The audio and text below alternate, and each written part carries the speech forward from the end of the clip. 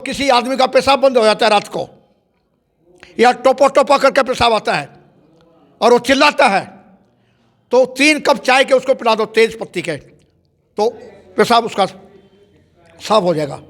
वो हमारी चाय के कप में आ जाती है और उसको जब हम पीते तो वो हम जहर पीते हैं। चाय हमारी आयुर्वेदिक शास्त्र में एक अमृत है। टैनिन जो है खतरनाक जो चीज़ है जो हमारे शरीर को नुकसान पहुंचाती है, वो चाय की पत्ती के अंदर ही होती है। चाय में बहुत सारे प्रकार के विटामिन होते हैं, जैसे इसके अंदर आयरन होता है, लोहा होता है, जो हमारे छोटे बच्चों को और हमारी महिलाओं को आयरन की बड़ी सख्त जरूरत होती है।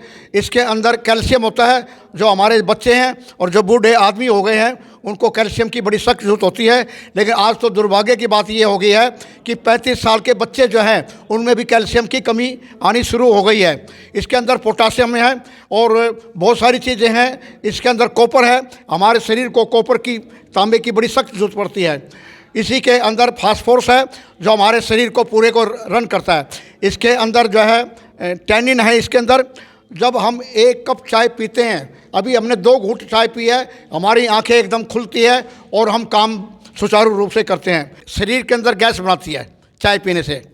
जिस चाय में निकोटीन होती है ना, टैनिन होती है, वो जो है गैस बनाती है, वो एसिड बनाती है और वो भूख को मारती है।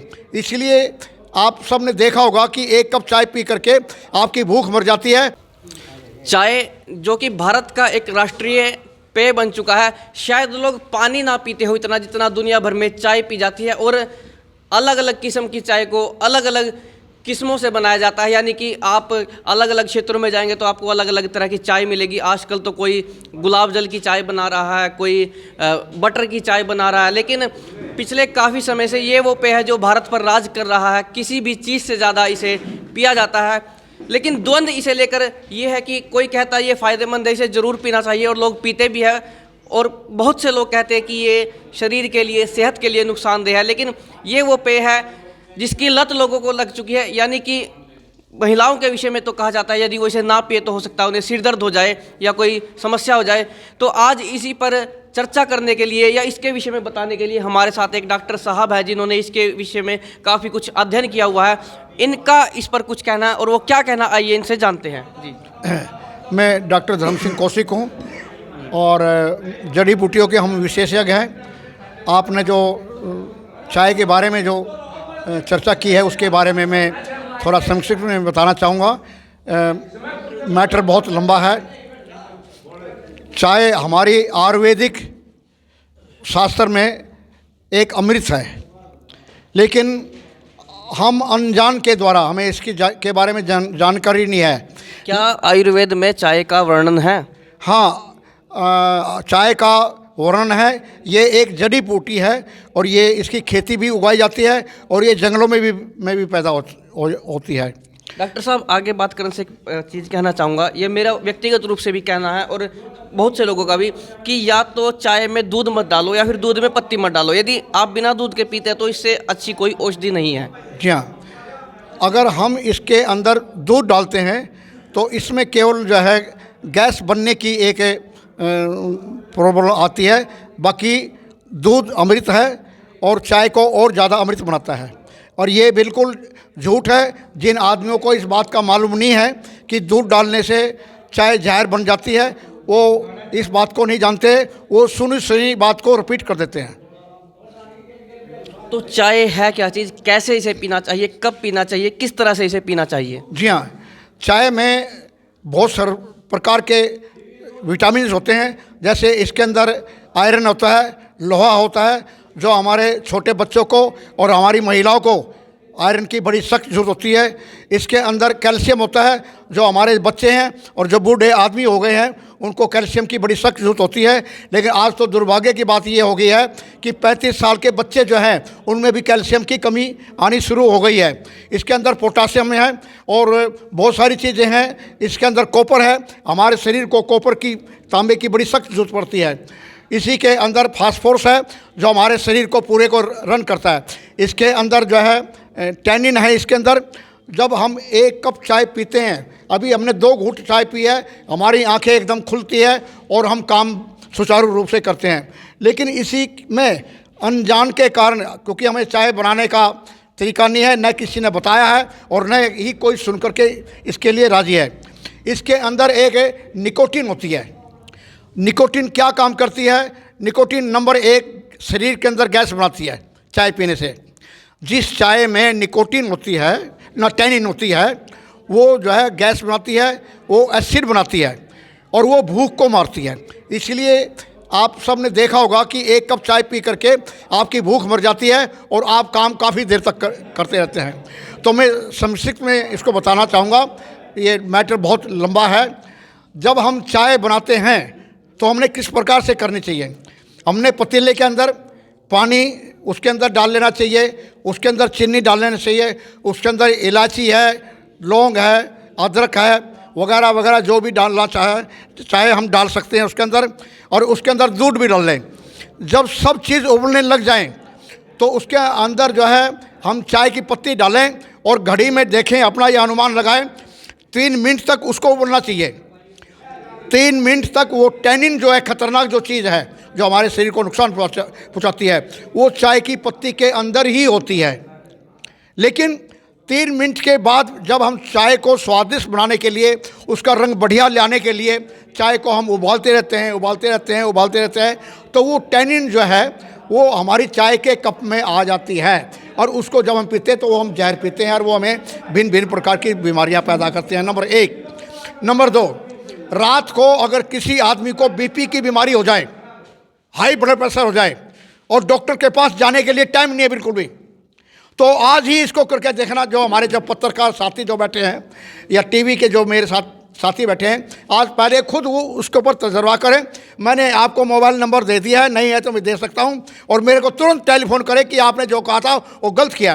किसी आदमी को अगर बीपी हाई हो गया है और हमारे पास दवाई भी नहीं है, डॉक्टर के पास जाने के लिए दवाई टाइम भी नहीं हमारे पास, नहीं कोई साधन है, तो उसको एकदम काली चाय बनाओ, उसके अंदर शक्कर डालो, अगर शक्कर नहीं मिले चीनी हम डाल सकते हैं, तो तेज़ कड़क चाय पिलाओ 1 कप, और बीपी एकदम डाउन। इतना तो गोली देने से भी नहीं होगा जितना हमारे इस चाय के पिलाने से होता है। नंबर 1। नंबर 2, किसी आदमी का पेशाब बंद हो जाता है रात को, या टोपा टोपा करके पेशाब आता है और वो चिल्लाता है, तो 3 कप चाय के उसको पिला दो तेज पत्ती के, तो पेशाब उसका साफ हो जाएगा। आपने कहा चाय भूख मारती है, गैस बढ़ाती है, फिर इसे पीना ठीक है?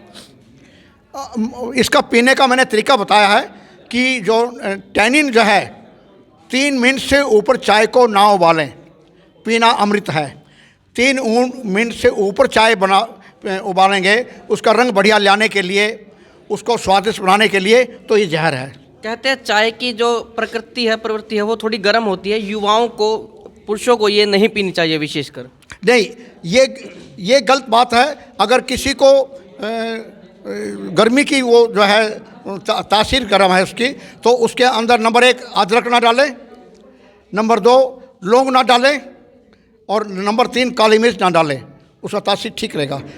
और फिर भी अगर इस बहन को दूर करना है तो चाय को ठंडा करके फ्रिज में रख करके हम पिएं तो इसका स्वाद और बढ़ेगा। कहते हैं इससे बाई भी हो जाती है, बाई की समस्या हो सकती है। फिर वो सिर्फ इसीलिए जो टैनिन जो हम पीते हैं वो ही भिन्न भिन्न प्रकार की बीमारियां, वो भूख मारती है, हमारे गोलों में जड़ करती है, एसिड पैदा करती है, गैस बनाती है। वही टैनिन की जो मैंने चर्चा की है, उस टैनिन को चाय में से निकाल दो, चाय अमृत है। तो क्या चाय पीने कहते हैं चाय ड्रग की तरह काम करती है, आप ये मानते हैं? नहीं, क्योंकि बहुत सी महिलाएं ऐसी है जो चाय ना पिए तो सिर में दर्द हो जाता है, या चाय ना पिए तो फिर बहुत से लोग काम ही नहीं कर पाते। एक तरह से ये तो ड्रग की तरह आदि बना देती है लोगों को। नहीं, ये एक आयुर्वेद दवाई है और इस प्रकार की बात नहीं है जो आप कह रहे हैं। तो आयुर्वेदिक औषधियों के विषय में आपका शोध है, थोड़ा क्या किसी ग्रंथ में ऐसा आता है आपको, यदि आपके संज्ञान में हो तो? ये जो है एक में नहीं, कई ग्रंथों में, किताबों में आता है। मेरे को नाम याद नहीं है इस टाइम कि मैं उनके नाम में बता सकूं। जैसे आयुर्वेद सार संग्रह है, भाव प्रकाश निघट्टू है, हाँ। चरक संहिता है, या फिर अष्टांग हृदयम है, ऐसे बहुत से ग्रंथ हैं। नहीं, मेरे को इस टाइम याद नहीं है। चलिए, एक सवाल और भी है हमारा। लोग कहते हैं कि चाय जो है चीन से आई है, आप कहते हैं आयुर्वेद में इसका वर्णन है। यदि आयुर्वेद में इसका वर्णन है तो कहीं ना कहीं ये भारत की ही औषधि है, और भारत में बहुत आयत में ये होती है। हाँ, ये जैसे आसाम वगैरह में होती है ये, और इसकी खेती होती है और हम इसको अब एक्सपोर्ट भी करने लगे। पहले हमें इसके बारे में ज्ञान नहीं था। इसको पशु पक्षी खाते थे और वो एक्टिव रहते थे, जैसे बकरियां खाती थी वो एक्टिव रहती थी, लेकिन अब हमें इसके बारे में पता लग गया और हम इसको बाहर भी भेजने लग गए। एक सवाल और भी है छोटा सा, अब अंतिम सवाल है कि चाय बहुत सी गुणवत्ता की होती है यानी क्वालिटी, और दूसरा उसकी बहुत सी किस्में भी होती हैं, तो क्या सब किस्मों के चाय एक जैसी होती है, कुछ अलग उसके प्रभाव भी होते हैं? नहीं नहीं, अलग अलग प्रकार की जो चाय होती हैं, सबके गुण अलग अलग होते हैं। चलिए डॉक्टर साहब हमारे साथ एक बार परिचय दोबारा दीजिए और अपनी जो योग्यता है वो भी बताएं हमें एक बार। मैं इसी गांव का, बापुली गांव का रहने वाला हूं और यहीं पर मैंने पढ़ाई की है। उसके बाद में दिल्ली में चले गया 1965 में, और 1965 से लेकर के अभी तक मैं दिल्ली में हूं। मैंने प्राइवेट नौकरी की, supreme court SFFI supreme court safety committee का मैं मेंबर बना, फुल बेंच ने मेरे को मेंबर बनाया, और लोकसभा में भी मैंने काम किया। श्यामलाल बंसीवाल और ये फूलन देवी मेंबर ऑफ पार्लियामेंट के हम PS रहे। रिटायर होने के बाद मैंने जो है जड़ी बूटियों का जो कोर्स किया है। अब जब हम बड़ी बड़ी यूनिवर्सिटियों में जा कर के, जैसे बरकतुल्लाह यूनिवर्सिटी है, उनमें जा कर के हम बच्चों को भाषण देते हैं, उनको प्रैक्टिकल करके दिखाते हैं, प्रेजेंटेशन करते हैं। चलिए, चर्चा का विषय ये था, चाय के विषय में काफ़ी कुछ भ्रम बने हुए हैं, काफ़ी कुछ भ्रांतियां हैं। कोई कहता है चीन की है, कोई कहता है भारत की है, कोई कहता है पीनी चाहिए, कोई कहता है नहीं पीनी चाहिए, लेकिन वीडियो में जो है इन्होंने स्पष्ट कर दिया है। आप इस वीडियो को देखेंगे तो आपको समझ में आएगा कि ये जो पदार्थ है, ये जो पेय है, ये आपके लिए उपयोगी है या अनुपयोगी है। और इस बारे में जो डॉक्टर साहब का कहना है, फिर कुछ मैंने भी कहा, आपकी क्या कुछ राय है वो हमें कमेंट बॉक्स में बताएं और वीडियो को ज़्यादा से ज़्यादा शेयर करें। मैं हूं आपके साथ अभिमन्यु शर्मा।